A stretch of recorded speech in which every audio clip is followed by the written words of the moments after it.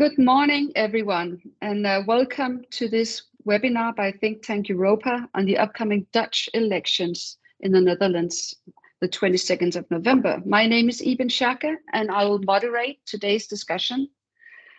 There are actually many good reasons why this year's Dutch elections is one of the European elections to watch. Dutch politics has, for the past 13 years, been dominated by Prime Minister Mark Rutte, who is a man that goes by many names.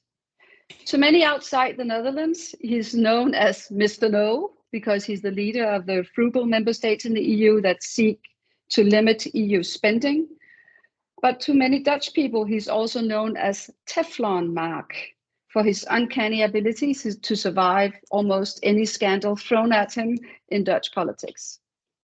But now, for the first time in 13 years, Mark Rutte is not running in this year's election, and neither is a lot of other party leaders and experienced MPs. So Dutch politics has rarely been as volatile as we see at the moment. Half the Dutch voters indicate that they'll be voting for a different political party this time, and maybe 18 or more political parties will get seats in parliament after the elections. We also have other things that characterize the Dutch system. In the spring, we saw the rise of the BBB, a new agricultural or agrarian anti-establishment party. And now we're seeing the rise of the new social contract, which is led by a veteran politician in Dutch politics, Pieter Omtzigt, and who's actually leading the polls at the moment in the Netherlands. But more on Dutch politics later. Looking at the EU level, the Netherlands is finding a new role for itself after Brexit. The Netherlands, we can say, is now considered the biggest of the small countries in the EU. Instead of being, as it was before Brexit, maybe the smallest before Brexit, it was considered one of the minor member states. The reason why the outcome of the Dutch election matters to a country like Denmark is that Denmark has in recent years, also as a consequence of Brexit, been looking to the Netherlands to defend Danish interests through coalitions like the infamous Frugal Four, or maybe a little bit more than four now, member states trying to curb spending in the European Union. Now with me here to make sense of the upcoming Dutch election is Caroline de Gruyter. She is a European affairs correspondent and columnist for the leading Dutch newspaper, the NRC Handelsblad, and is also a regular contributor for foreign policy, EU Observer, and Die Standard.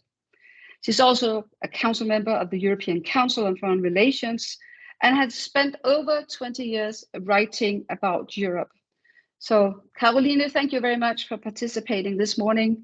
And before we get the conversation started, I would like you that participate, if you have any questions for Caroline, please write them in the chat and we'll take them at the end of today's webinar.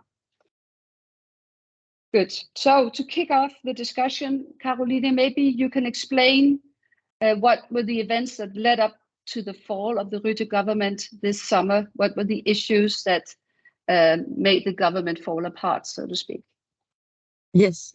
Good morning. Thank you. Thank you for having me. And I think it's a great idea to pay attention to what is happening in the Netherlands, because it is, I think, at the moment not just the largest of the small countries or the smallest of the large countries, but it is also a country with a lot of networks all over Europe since Brexit. And ECFR study has shown that when countries want to push something in Brussels or block something in Brussels, first they call Berlin, second they call Paris, third The Hague. So it's boxing a bit above its weight, and that will be felt in Denmark too. And it's also, okay, so that first. What happened? I think there was a fatigue within the coalition government, which was a coalition of centrist parties. 4 parties were in the government, and the chemistry was not all too well. This was the 4th government led by Mark Rutte, and actually Mark Rutte he, in that sense, resembles a little bit Angela Merkel. Whoever went into government with Angela Merkel came out diminished after that. And the same, more or less, has gone on in the Netherlands. The chemistry between the four parties was not too great. There were lots of problems, which some of which were not entirely Dutch. I mean, we went through a lot of crises in Europe, the pandemic, the refugee crisis, digitalization, which poses lots of problems in public governance and are problems that are difficult to solve. All this sort of came together in a tight knot, and in the end, it was over the summer. It was a rather small issue, not migration, but and not even an issue of asylum, but finding a compromise between the four parties on family reunification. I mean, it is a very, very small issue within the asylum discussion, within the migration discussion. And according to people who were involved, it was easy to reach a compromise, and all of a sudden, Mr. Rutte turned the tables. So apparently, he was the one who pulled the plug. And we will find out in the history books why exactly he did that. But, you know, so it was, they were at the end. People were speculating for months already, when is this government going to fall? Mm-hmm. So the government fell apart, and we saw Mark Rutte also announcing that he would not be running again. We saw Sigrid Kaag and other prominent politicians also announcing they would not be running again. We saw the change of a Dutch commissioner that we'll get back to in a moment, as a consequence also of this snap election. But when you look at Dutch politics from the outside, one of the really interesting features is, of course, this very large number of political parties that you have in the Netherlands. And depending on your perspective, you can say the political landscape is this beautiful kaleidoscope of diverse parties, or maybe you can look at it as maybe a little ungovernable from time to time. So what are some of the explanations for this large number of parties that we see in the Netherlands? And do they make it difficult, the number, to govern a country like the Netherlands? And that's a lot of questions in one. But we can take one at a time. Indeed, political fragmentation has been a big issue in the Netherlands, and not just in the Netherlands, I would say, over the past decade. It is, I think, partly a response to having coalition governments. So you have the entire political center is in government, which makes it hard to see where the opposition really is. And so there was a lot of splintering going on, either from politicians within governing parties, or from, when everybody in the center is in the government, you can get a lot of attention if you start kicking that government from the outside. So there were a lot of political entrepreneurs as well, having a go. So now I've just voted already. The elections will be on the 22nd of November, but I've voted last week, and I've printed out the ballot paper. 26 parties this time. Some of which I'd never even heard of. Yeah. So yeah, this is and what you saw is also those parties. Some of them do well, and they get a lot of attention in the media because, hey, something is happening, there's opposition, there's conflict, sensation. So they get a lot of attention. Some of them get very big, like you mentioned the BBB, the Farmers Citizens Party, something like that, which became the largest in the provincial elections earlier this year, but is now already, the balloon is losing air. So this is what you see a lot. And some of these parties then start splintering again. There's a lot of infighting often. And what they all do, and this is, I think, important, or was important, what they all do is not emphasize how they can work together, but emphasize the differences. So everybody's constantly bickering and pulling themselves apart just to get attention and get people's votes. And this is, we know the word Balkanization and the word Lebanonization, but this is sometimes called Dutchification. Yeah. Yes, and when you follow the EU, you also follow the former EU Green Deal Commissioner Frans Timmermans, who also returned to Dutch politics. And he's formed a coalition with the Social Democrats and the Greens. And can you tell us a little bit about why he decided to re-enter Dutch politics, and maybe about his potential for becoming the next prime minister? Yeah.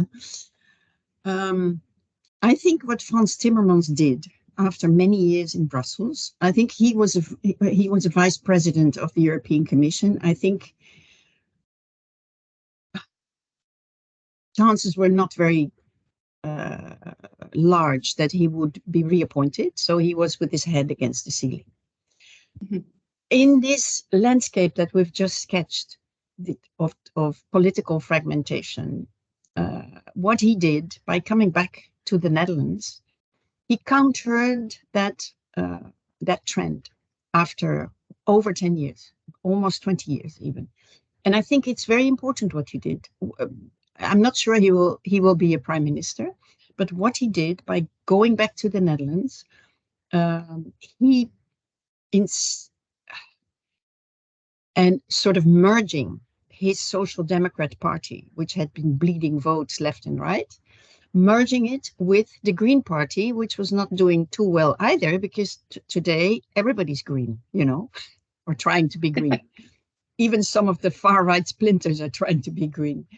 And so he more or less brought them together under one, I don't know what to call it. It was not an exact merger, but they're under the same umbrella. So he basically countered the fragmentation, which was a very important move, I think. Lots of small parties, more on the right side of the spectrum, they saw this happening and they were like, okay, how are we going to counter this? And what you see now on the right is there's still 26 parties, but there's also a few bigger ones emerging. People are hopping from one party to another. So the main spectrum now, the main debates during the campaign are actually not among the small splinters on the fringes getting a lot of attraction, but actually the political debate is back in the middle between a few bigger parties. And this is, I think, a development which is good. And it's also, it was started by Timmermans. So the debate is back in the middle between center-left, led by Mr. Timmermans. The VVD, which is the center-right liberal party, formerly led by Mark Rutte, and now by the Minister of Justice. Justice, yeah. Yes, Yeşil Güz is her name. And then there is a split off, another splinter, but this one big, from the traditional Christian Democratic Party. It's called the New Social Contract by Pieter Omtzigt, who is not very popular among his colleague politicians. Former ally, yeah. Yeah, because he's a difficult cookie. But he's very popular among voters.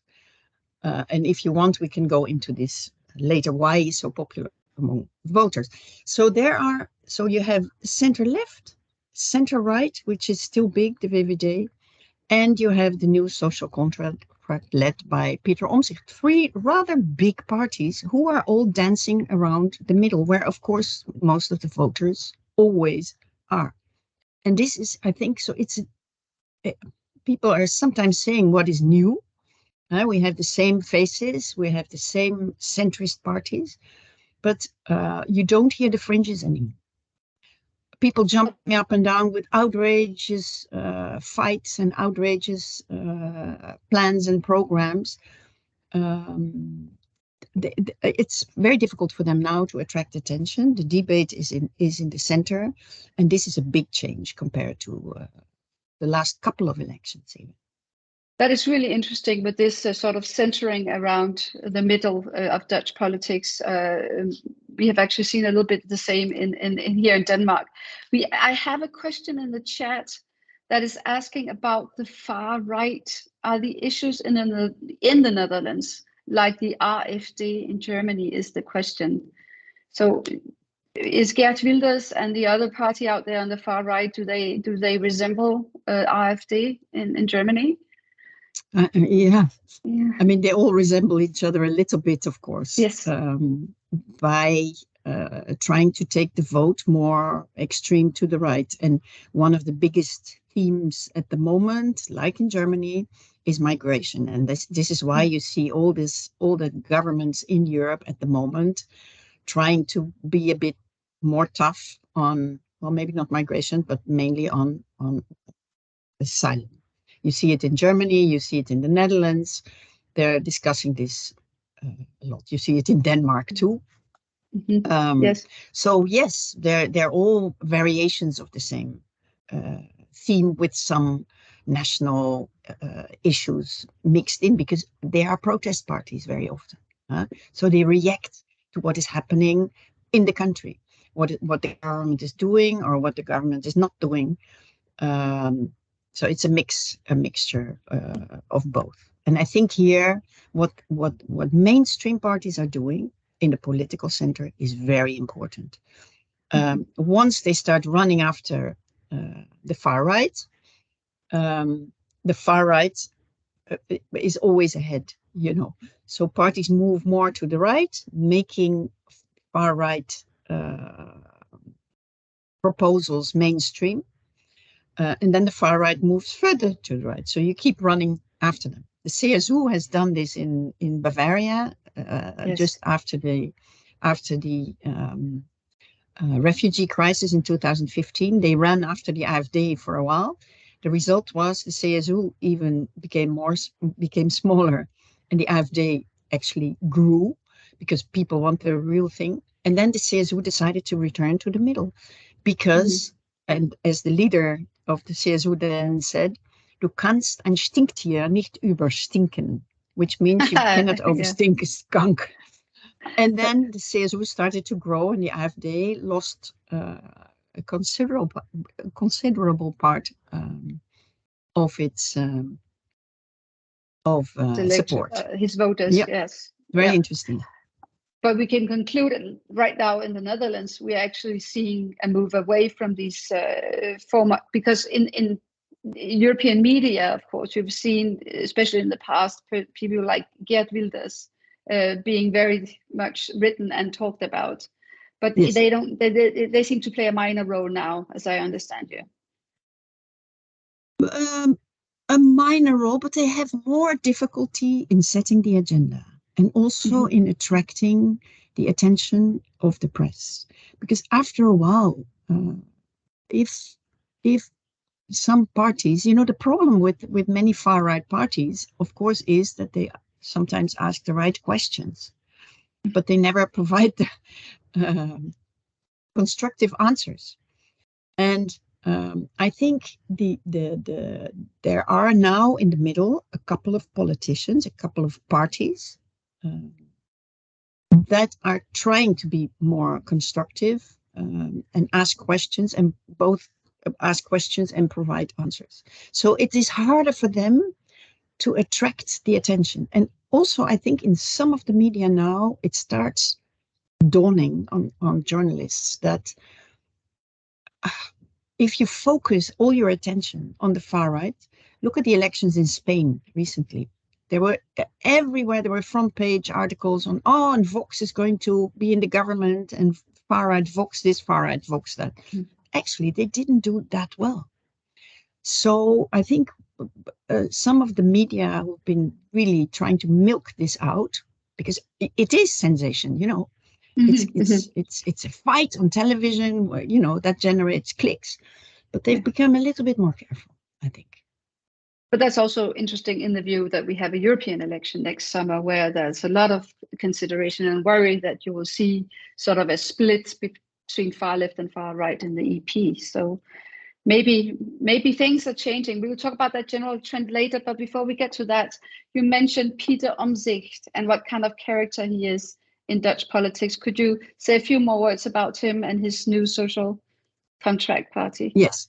So he was in the CDA, the Christian Democrat Party, that was in and out of government, I mean, forever, basically. Now, Peter Omtzigt, so what you see in many countries, this is not specifically Dutch at all, what you see in many countries that have coalition governments is that members of parliament of those parties, when there's a problem, they are trying to defend the government. But what are members of parliament for? Members of parliament are there to represent the voters and not to protect, the government. They're supposed to be controlling the government, checking if the performance of the government. So this is the pattern, not just with members of parliament from the CDA, but other members from coalition parties too. Peter Omtzigt was actually, to his credit, I must say, that's why he's very popular among voters. He didn't play this game. So there was a scandal, a social benefit scandal. It's too complicated to go into it here, but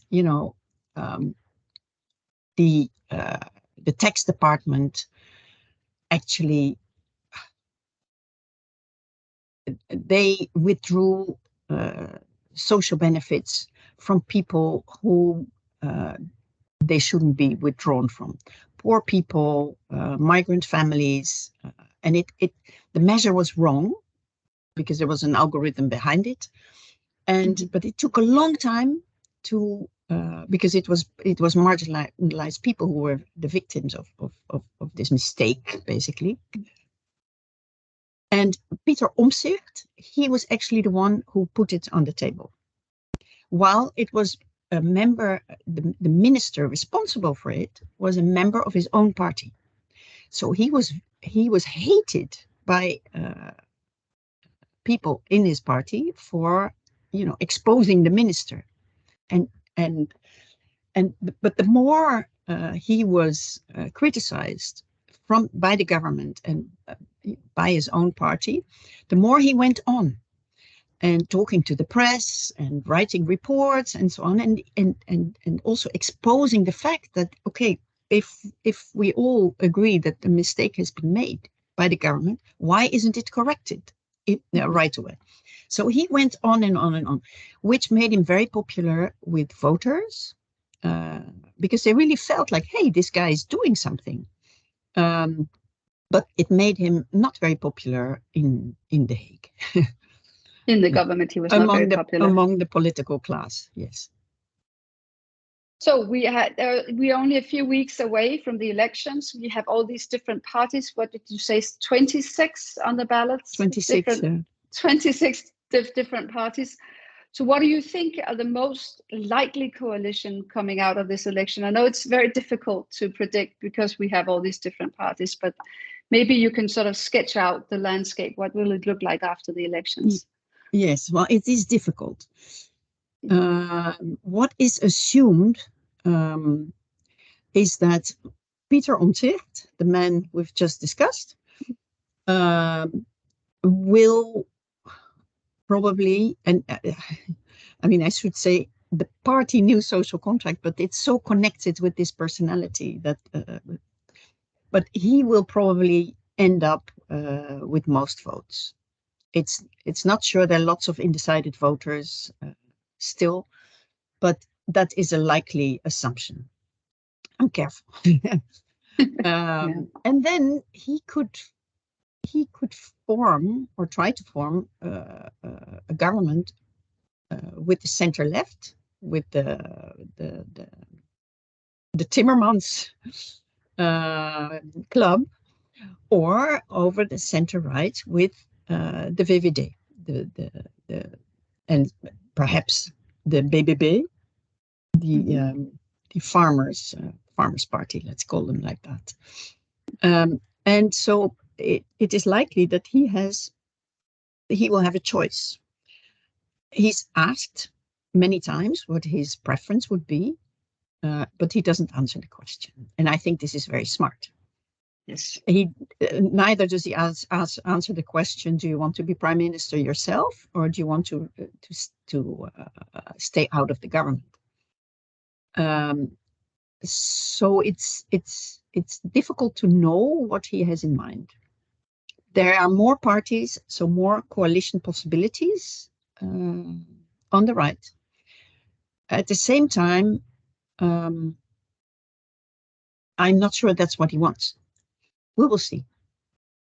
We will see. So we can't say anything about his preference because he hasn't said anything in public yet. No. Okay. He's keeping his cards very close to his chest. Very sensible, I guess, if you want to be the kingmaker in Dutch politics. Okay, if we move on to the European level, so looking at this election result, we will have how long do you think it will take to form a government? I mean, it's taken a long time before. So what do you think? I mean, anything. I have no idea. It can take months. It can take weeks. I don't know. There's probably all kinds of maneuvering going on behind the screens, as usual, sniffing and talks. And it's very difficult to predict. I mean, let's assume you need, again, 3 or 4 parties to be in the government. This is complicated.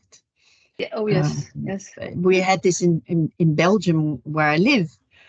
And last time it took, I think, 15 months or something to form a government. Yeah. Yes, I remember it took over a year at least. Yes, yes. So if we move to the European level, do you think that this new government will change the Dutch position on some of the major issues that we are facing in the European Union in the coming years? I'm talking about things like, for instance, the next MFF, the support for Ukraine, the green transition, the issue of migration that we have already mentioned. Yes. Okay. Yeah, we are facing a lot of big issues in Europe at the moment. I think, generally speaking, the Europe policy, really generally speaking, will not really change. I think the Dutch, especially since Brexit, but also because of the war in Ukraine and many other factors are playing a role too, they are very well aware of the fact that they have a central position in Europe, and actually the government is asking, together with other governments, more Europe all the time, because it wants it, because of the war in Ukraine and so on. Having said that, I think the last government, the government that is there now, was the most, let's call it pro-European, the most proactively pro-European since a long time, because I think of the presence of D66, these sort of leftish, center-left liberals, led by Sigrid Kaag. Yes. I think the entire political center is pro-Europe. That's clear. Mm-hmm. But I think they are a little bit more pro-Europe, and abandoning in the past couple of years a little bit its no attitude towards Eurobonds, towards more political integration. I think, well, we don't know, of course, but I think the D66 will be weakened a lot. Sigrid Kaag is leaving. She was really scapegoated for much that the government did. She faced death threats and so on. It was incredible what happened. So she's stepping aside, leaving politics in the Netherlands. And so I guess the party will have to lick its wounds for a long time and build itself up again. But it could end up in a government. Why not as a minor party? But I think the weight that it had last time is gone. And Peter Omtzigt, more, let's assume he will be a key, he will form a key part of the next government. He is very frugal on Eurozone matters, for instance. Okay. Yeah. So that could be, especially with all the problem in Europe is that we're asking for more and more Europe all the time, including the Dutch government, including the Danish government. But at the same time, we don't want to pay for it. The European budget is 1% of national budgets, which is peanuts. In America, the federal budget is 25%. So this is, I think, under Omtzigt, the frugality of the Netherlands will come out stronger again. I think on Ukraine there will be no big change. But what about funding for Ukraine, for instance? Because I mean, there's a lot of countries arguing that the reason why we need to, and also the European Commission is arguing that we need to raise the current MFF, exactly for funding for the Ukraine. Yes. I think the Dutch are very willing to continue or to increase funding for Ukraine. And when we keep an eye on what is happening in the United States, I think we'd better get started with that. Yes. Already the EU, Europe is a larger donor to Ukraine. Financially, humanitarian, and militarily, than the United States is, and I think this is going to increase. And since Ukraine's battle is our battle, they're fighting our fight in a way against Russia. I mean, we cannot just throw them under the bus, so we'll have to keep up paying for it. We don't want to fight there, but I mean, at least we need to send them weapons, and we need to help them finance the government and so on. So yes, but the problem is that the Dutch want to pay for that, but they don't want to pay for all the other expenses that we're seeing. Expenses. Well, for instance, there's a good example of carbon taxes leveled at Europe's borders. The CBAM. All this, yes, exactly. All this, one of those acronyms. But it sounds super, Europe is doing this and we're all doing this together, but you need 500 people to make the calculations. And also, but it's very nice that we have it, but it has to be enforced, implemented and enforced. You need to calculate, you need to punish those who are trying to circumvent it, and so on. They need 500 people for it. It's very difficult to find those 500 people somewhere in the European Commission, which, I mean, I've been living in Brussels on and off since 1999. Most of the people working in the European Commission, I would say, they used to work on a Sunday often. Now they even work on Saturdays as well. The Commission is stretched very, very, very thinly. A lot of dead wood, and that's it. This was okay.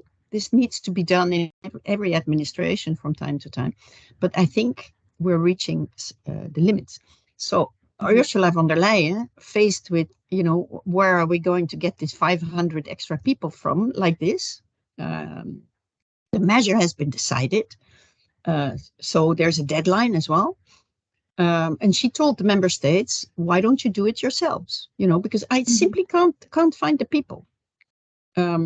And they answered her, no, we are not going to do it.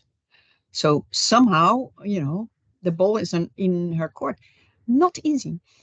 And just for another example, we're asking for a lot of foreign policy goodies as well. At the same time, the member states are cutting the foreign service with 5% again this year. So, there's always this story that there's enough people in Brussels, and let Brussels do this, but there's an end to this. And so I think how the Netherlands and also Denmark position themselves in this debate, while almost every country, look at the north, how it's moving towards the center of Europe, with Denmark and also Sweden thinking of, becoming members of the banking union, for instance. Not just because of the banking union, these debates have been going on for a long time, but every layer of extra European integration is an extra layer of security. Ask the Finns why they are in the euro. Yes. It's security. It's not because of exchange rates or anything. So there is a movement towards more Europe. We will always be different. The Danes and the Dutch and the Greeks and the Portuguese. That's hors question. But I think in the face of a very mercantilist world where we are threatened from all directions and weakened if we don't watch out, it makes sense to stick together. And that this is why your leaders and mine and all the others, the 27, are agreeing on a lot more Europe these days. But there is a price to pay. There is a bill. So maybe that's a big discussion coming up. Yeah, maybe that's the discussion we should start with. I think, at least in Denmark, it's a discussion now also between Danish politicians, at least, that they know that the bill for the EU membership, so to speak, will rise, but maybe not as much as Brussels would like it to rise. Never. I mean, never. Yes. Yeah. Okay, I have a question for you in the chat, going on the green transition. I mean, we've seen the Dutch being sort of the champions of the green transition in the European Union. But the question here is, how does the green transition influence the political discussion in the Netherlands? And maybe we can touch upon that. First of all, I'm not sure that the Dutch are the front runners. They talk a lot about it. Mr. Green in Europe was a Dutchman. That's definitely for sure. But the jury is still out there. There are many reports actually showing that we're not front runners, nationally speaking. Right. Yes, there has been a big backlash, and I think it's been very influential in other countries and also on the European level. The surge of this farmers' party, first the surge of some angry farmers visiting ministers at home. Quite intimidating, and blocking highways, just putting dung on highways, blocking everything. But so now they have a party, and the party is rather forceful and became the biggest in the provincial elections. This sent shockwaves through the rest of Europe. And even here in the European Parliament, the conservative family, which had voted for all the pieces of legislation of the Green Deal until recently, is now sort of pulling the brakes. So they're watering down. They're saying we shouldn't go too fast. We should listen better to the farmers. And when you ask them why, they all cite the BBB. So the repercussions are, I think, substantial, both in the Netherlands and in Europe. And any new governing coalition, before being formed, will need difficult talks about how to go about this. And it depends a little bit which parties will get into the government, but I don't think there's a way around it. The Netherlands is the second, believe it or not, considering its rather small territory, is the second agricultural exporter in the world, which partly means a lot of production and a lot of smart and innovative production on a limited amount of square meters, but also there's a lot of import, assemblage, and export again. Mm-hmm. But what we are left with is the dung, is the nitrate. Yes, well, you know all about it we know all about this because Denmark. We have you have your homes. Yes. Yes, our sea's bacon definitely industry. Dead. Yeah. Yes. Yeah. So we have this problem too in the Netherlands, and somehow we have to solve it. And so it's not going to be an easy one. And since the nitrate levels are so high, we can hardly build anything. Everything is blocked and stuck. So yes, there's the repercussions of this dilemma are substantial. And everybody's watching us, I would say. Yes, because on this issue you will also be leading, and then probably here in Denmark we will have an eye on the debate that takes place in the Netherlands. We are almost running out of time, but I wanted to ask you one last question about Mark Rutte, who is not running for the election, but who is a well-known European figure. It's been written about in the press that he might be looking for a European job. Maybe you can elaborate a little bit about what you know and have read about his European future. Yes. Well, it's a well-known fact that if you are after a European job, you don't say it, you don't announce it, and certainly not in the newspapers, because that's the sure way of not getting it, of being burned ahead of time. So he's always said, well, I'm just in the here and the now, I'm running the country, and so on. I know for a fact that he has been asked to succeed Mr. Stoltenberg as Sec-Gen of NATO last year. No, early this year. Because Mr. Stoltenberg, his time was up. It was the end of his mandate. Mark Rutte said no 3 times because he wanted to stay, or the timing was not right. I don't know exactly why, but the answer was no. Mm-hmm. And he stayed on as prime minister. Now, just last week, for the first time, he sort of let it transpire that he would perhaps be interested in having that job. I keep hearing that he is also interested to be the president of the commission, which in a way I think is a bit less suitable for him. And is also, I have difficulty seeing it because that's usually the biggest political family in Europe that gets the job, and that will be, I think, the center right.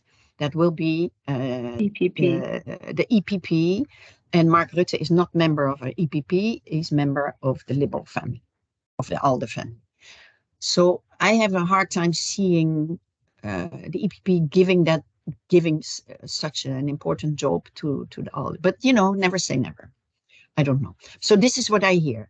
What will come out is very difficult to predict because we have a big carousel coming up. So there's the president of the commission, the Sec-Gen of NATO, the high representative for foreign policy, the president of the council. Once he was asked for that as well, but he didn't. Mm-hmm. He was not interested either.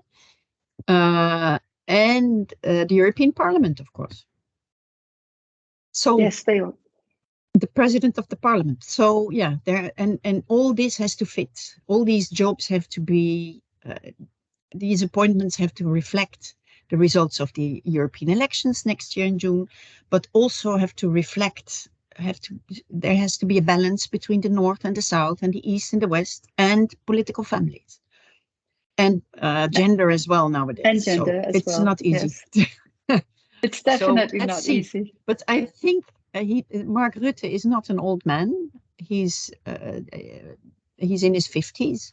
So why not? Keep him in mind. We'll definitely keep him in mind. Thank you so much, Caroline, for joining us this morning. It's been a real pleasure having you and making us a little bit wiser on the upcoming Dutch elections. So thank you very much. Thank you too.